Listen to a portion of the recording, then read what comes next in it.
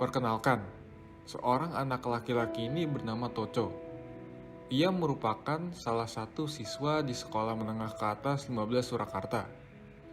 Setiap kali bel istirahat telah berdering, Toco selalu bergegas menuju ke taman sekolah untuk menikmati waktunya dengan membaca buku yang sudah ia bawa dari rumah. Namun, berbeda dengan situasi biasanya, muncul 3 orang siswa lainnya merupakan teman sekelas Toco. Mereka datang dan merobek buku milik Toco hingga buku tersebut rusak. Tidak berhenti sampai di situ, mereka juga menghina Toco dengan mengatakan bahwa ia merupakan seseorang yang memiliki penyimpangan seksual. Tidak lama kemudian, muncul 2 orang teman Toco yang bernama Melin dan Yani yang kebetulan sedang berkeliling di sekitar taman pada saat itu. Melin dan Yani yang melihat hal tersebut langsung tergerak untuk mengambil tindakan untuk membela Toco. Membuli itu bukan merupakan suatu hal yang baik, dan kalian semua tidak pantas memberikan perlakuan seperti ini terhadap orang lain. Jika kalian tetap melakukan perbuatan seperti ini, kami akan melaporkannya kepada guru, kata Melin. Setelah itu, mereka bertiga membicarakannya dengan baik dan mengajak Toco untuk mendiskusikan apa yang terjadi kepadanya dengan seorang konselor, agar ia dapat dibantu. Mereka pun pulang bersama dengan perasaan lega dan bahagia.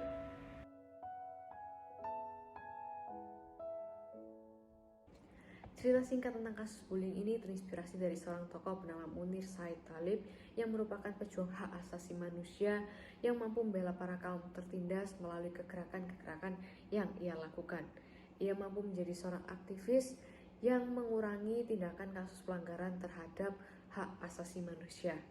Salah satu kegerakan yang ia lakukan di mana ia menjadi seorang penegak hukum bagi korban dan keluarga korban penghilangan orang secara paksa terhadap 24 orang aktivis politik dan juga mahasiswa di Jakarta pada tahun 1997 hingga 1998 membuat kelompok kami melihat bahwa adanya keberanian yang luar biasa di mana seorang Munir bersama Komisi untuk Orang Hilang dan Tindak Kekerasan mampu menyuarakan pengungkapan kasus tersebut. Dan tidak hanya itu saja, tapi mereka juga mendesak negara untuk bertanggung jawab atas tindakan kasus penculikan tersebut. Dan melalui pengungkapan tersebut, ada 9 orang aktivis yang berhasil dibebaskan dan selamat dari kasus penghilangan orang tersebut. Dan melalui cerita singkat ini, kelompok kami menyadari bahwa seorang Munir merupakan contoh dan teladan yang tepat untuk kami teladani di masa sekarang ini, di tengah kondisi yang masih marak dengan kasus pelanggaran hak asasi manusia di zaman sekarang ini. Film pendek ini kami buat tentunya bukan tanpa tujuan atau tanpa makna yang penting. Film ini terinspirasi dari tokoh Munir karena kami ingin menyampaikan pentingnya bagi kita semua untuk dapat menghargai hak asasi manusia yang dimiliki oleh orang lain dan juga tidak merebutnya. Karena pada dasarnya hak inilah yang dimiliki oleh setiap orang dan bersifat tidak dapat diganggu-gugat. Pelanggaran hak asasi manusia dapat kita temukan dalam keseharian kita dan mungkin terlihat sebagai tindakan yang sederhana. Contohnya adalah kasus bullying. Di lingkungan sekolah kita, mungkin kita menganggap tindakan ini sebagai satu hal yang kecil dan sepele, atau mungkin kita anggap juga sebagai keusilan yang tidak berbahaya.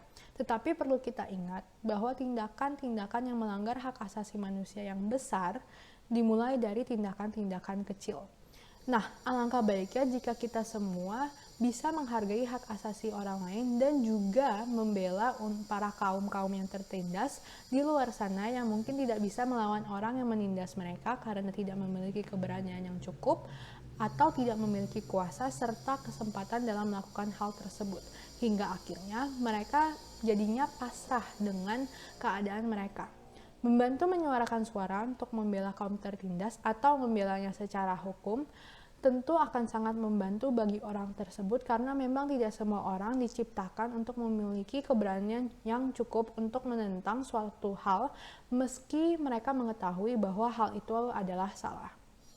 Intinya adalah, jangan hanya bangga sampai di titik menjadi seseorang yang bukan penindas secara langsung, tetapi kita juga tidak boleh hanya tinggal diam saja atau bahkan menertawakan seseorang ketika mereka ditindas. Itu sama saja dengan menindas mereka secara tidak langsung, bukannya mendorong untuk menjadi seseorang yang seakan menjadi sok pahlawan. Tetapi alangkah baiknya jika memang kita memberikan kemampuan dan kesempatan yang kita miliki untuk membantu sesama kita yang tertindas dan hak asasinya terancam oleh pihak lain di sekitar mereka. Munir merupakan seorang aktivis HAM yang selalu melakukan pembelaan terhadap sejumlah kasus dan juga seringkali membantu pemerintah dalam tim investigasi. Tidak hanya itu, beliau juga menjadi penasehat hukum para korban dan juga keluarga korban yang hilang. Dan menurut kelompok kami, jika Munir Said Talib masih hidup di zaman sekarang dan melihat adanya kaum yang haknya tertindas, beliau akan merasa sangat prihatin dan sedih akan kesengsaraan yang dialami orang tersebut. Dan pastinya akan mencoba untuk membela para kaum tertindas agar tetap mendapatkan haknya. Hal selanjutnya yang mungkin dilakukan oleh beliau jika masih hidup di zaman sekarang adalah menyelesaikan studi S2 di Universitas Utrecht Amsterdam untuk mendalami bidang HAM dan mengambil Master International Protection on Human Rights. Setelah itu, beliau mungkin juga akan menyelesaikan kasus orang hilang dan kasus pelanggaran HAM yang terjadi di Indonesia, seperti kasus Tanjung Priuk, penculikan aktivis 1997-1998, kasus Aceh dan Papua, dan lain sebagainya. Munir akan tetap aktif memperjuangkan hak asasi manusia, walaupun pelanggaran hak asasi manusia bisa dibilang semakin berkurang dengan bertambahnya moral bangsa. Tidak bisa kita pungkiri bahwa masih banyak orang di luar sana yang sangat membutuhkan keadilan serta perjuangan yang dilakukan oleh Munir dan segelintir orang lainnya. Apa yang bisa kita lakukan untuk mencontoh seorang Munir? Hal yang patut diteladani dan dicontoh oleh kita semua dari seorang Munir adalah bagaimana ia membela hak asasi manusia orang lain dan bukan saja hak asasi manusia dirinya. Selain itu, daya juang serta semangat yang dia keluarkan untuk membela hak asasi tersebut patut dicontoh oleh kita semua. Hal pertama yang bisa kita lakukan adalah dengan menghargai orang lain. Hal tersebut mungkin terlihat sederhana dan gampang atau mudah untuk dilakukan. Tetapi jika kita pikir-pikir, dengan adanya keberagaman serta berbeda-bedanya latar belakang orang lain atau manusia, hal tersebut mungkin menyebabkan beberapa dari kita untuk berpikir bahwa kita lebih baik atau lebih benar dari yang lain. Sikap ini tidak boleh kita terapkan ke dalam kehidupan sehari-hari kita. Kita harus sadar bahwa masing-masing dari kita, semua manusia memiliki hak asasi manusia yang sama rata dan universal. Hal kedua yang dapat kita lakukan adalah dengan bagaimana Munir memanusiakan manusia. Hal ini dapat terlihat dari Munir membela kaum yang tertindas. Ia dengan berani menyuarakan hak asasi manusia kaum-kaum yang tertindas. Memanusiakan manusia tidak perlu menjadi hal yang rumit seperti yang Munir lakukan, membela hak asasi manusia ke pengadilan untuk hal tersebut.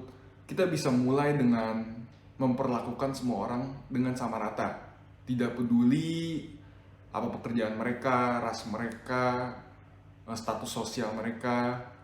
Selain itu, kita juga bisa membantu kaum yang membutuhkan, bisa lewat sumbangan, donasi, ataupun aksi. Nah, dengan hal-hal sederhana seperti itu pun, kita bisa dibilang sudah memanusiakan manusia, karena kita sadar bahwa sebagai makhluk sosial sudah sepatutnya lah kita membantu satu sama lain.